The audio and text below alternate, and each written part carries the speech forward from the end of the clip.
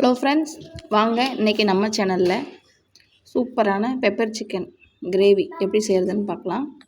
ஒரு கடாயில் மல்லி, சின்ன சீரகம், பெருஞ்சீரகம், மிளகு 1 ஸ்பூன் இல்லை 1.5 ஸ்பூன் உரப்பு உங்களுக்கு தேவையான அளவுக்கு நீங்கள் நல்லா வறுத்து எடுத்துக்கோங்க, எண்ணெய் ஊற்றாமல்.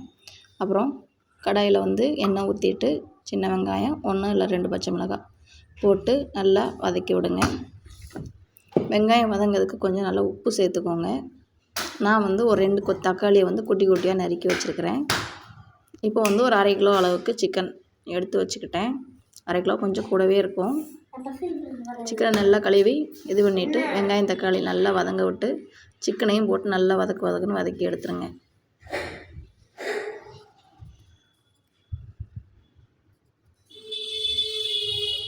எந்த அளவுக்கு நம்ம வதக்கி எடுக்கிறோமோ அந்த அளவுக்கு கொஞ்சம் வேகிறதுக்கு ஈஸியாக இருக்கும். கொஞ்சம் வதக்கி எடுத்ததுக்கப்புறம் இப்போ நம்ம இஞ்சி பூண்டு பேஸ்ட் சேர்த்துக்கலாம். நான் எப்போவுமே சிக்கன் நல்லா வதங்கினதுக்கப்புறம் தான் இஞ்சி பூண்டு பேஸ்ட்டு சேர்ப்பேன். ஃபஸ்ட்டே சேர்த்துட்டோம் அப்படின்னா நமக்கு வதக்கும் போது அடி பிடிக்கும் கிண்டும் போது, அதனால கொஞ்சம் லாஸ்ட்டாகவே சேர்த்துக்கிடுவேன். இப்போ நல்லா வதங்கிடுச்சு. நம்ம அரைச்சி வச்சுருந்த மசாலாவையும் சேர்த்து உள்ளே ஊற்றிடலாம். ஊற்றிட்டு கொஞ்சமாக தண்ணி சேர்க்கணும்.